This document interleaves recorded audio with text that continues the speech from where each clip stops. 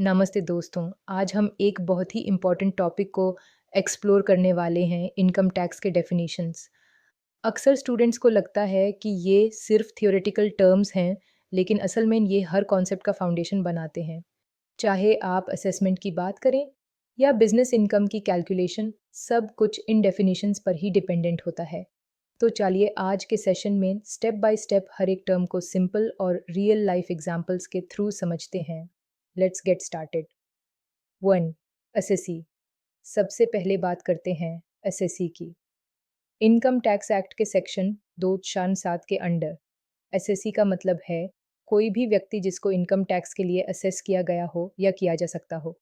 इसमें आते हैं इंडिविजुअल व्यक्ति, Hindu undivided family HUF, company firm, association of persons pin AOP, body of individuals BOI, local authority artificial juridical person. Example, अगर mister Ravi की salary income है और वो ITR भरते हैं तो वो एक एसएससी हैं, लेकिन अगर उनके ऊपर कोई पेनल्टी या इंटरेस्ट भी लगता है तो भी वो एसएससी कहलाएंगे। कुछ और types of SSC: normal SSC जो खुद वॉलंटरीली रिटर्न फाइल करता है, डीम्ड एसएससी जैसे लीगल हेयर अगर डिसीज्ड की इनकम के लिए रिटर्न फाइल करता है, एसएससी इन डिफ़ॉल्ट अगर कोई TDS डिडक्ट करके डिपॉजिट नहीं करता तो वो डिफ़ॉल्ट में आता है। 2. असेसमेंट ईयर का मतलब है वो फाइनेंशियल ईयर जिसमें प्रीवियस ईयर की इनकम असेस होती है। एग्जाम्पल, अगर आपने 1 अप्रैल 2023 से 21 मार्च 2024 तक इनकम अर्न की है तो ये होगा प्रीवियस ईयर। इस इनकम को गवर्नमेंट 2024-25 में असेस करेगी जिसे कहते हैं असेसमेंट ईयर।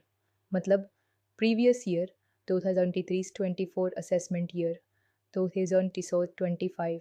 इस टर्म का इम्पोर्टेंस तब आता है जब हमको रिटर्न फाइल करना होता है। हर रिटर्न असेसमेंट ईयर के बेसिस पे फाइल होती है। 3. Previous year. सेक्शन 3 के मुताबिक प्रीवियस ईयर वो साल होता है जिसमें इनकम अर्न होती है। हर एसएससी का प्रीवियस ईयर 1 अप्रैल से 31 मार्च तक होता है। एक्सेप्शंस भी हैं। नए बिजनेस के केस में जिस दिन से बिजनेस स्टार्ट होता है उस दिन से 31 मार्च तक का पीरियड प्रीवियस ईयर होता है। एग्जाम्पल, अगर एक नई कंपनी ने 1 अक्टूबर 2023 को काम शुरू किया तो उसका प्रीवियस ईयर होगा 1 अक्ट 2023 से 31 मार्च 2024। 4. बिजनेस। सेक्शन 2.3 में बिजनेस का डेफिनेशन दिया गया है। बिजनेस का मतलब है कोई भी ट्रेड, कॉमर्स, मैन्युफैक्चरिंग एक्टिविटी या कोई प्रोफेशन जो प्रॉफिट कमाने के इंटेंशन से किया जाता है। इसमें रेगुलर और वन टाइम एक्टिविटीज़ दोनों आती हैं। एग्जाम्पल, एक ग्रोसरी स्टोर चलाना, रेगुलर बिजनेस। एक ही बार किसी ने लैंड बाय करके उसे प्रॉफिट में बेच दिया, भी बिजनेस एक्टिविटी हो सकती है अगर इंटेंशन प्रॉफिट कमाना था। इम्पॉर्टेंट, बिजनेस का मतलब सिर्फ रजिस्टर्ड कंपनी नहीं होती। एक छोटा वेंडर भी बिजनेस कैटेगरी में आता है अगर वो प्रॉफिट कमा रहा है। 5. Agricultural income. सेक्शन 2 में एग्रीकल्चरल इनकम डिफाइन की गई है। इसका मतलब है किसान द्वारा ज़मीन पे की गई कल्टीवेशन अस ज़मीन से निकली हुई एग्रीकल्चरल प्रोड्यूस अस प्रोड्यूस की बेसिक प्रोसेसिंग फार्म बिल्डिंग का रेंट अगर वो एग्रीकल्चरल ऑपरेशंस के लिए यूज़ हो रहा हो। Example, wheat, rice, sugar cane उगाना और बेचना, शुगर केन को बेसिक प्रोसेस करके रॉ शुगर बनाना। इम्पॉर्टेंट पॉइंट, एग्रीकल्चरल इनकम पे सेंट्रल गवर्नमेंट टैक्स नहीं लगाती, लेकिन ये इनकम टैक्स कंप्यूटेशन में इनडायरेक्टली इफेक्ट करती है विया पार्शियल इंटीग्रेशन। 6. इनकम। सेक्शन 224 में इनकम को डिफ़ाइन किया गया है।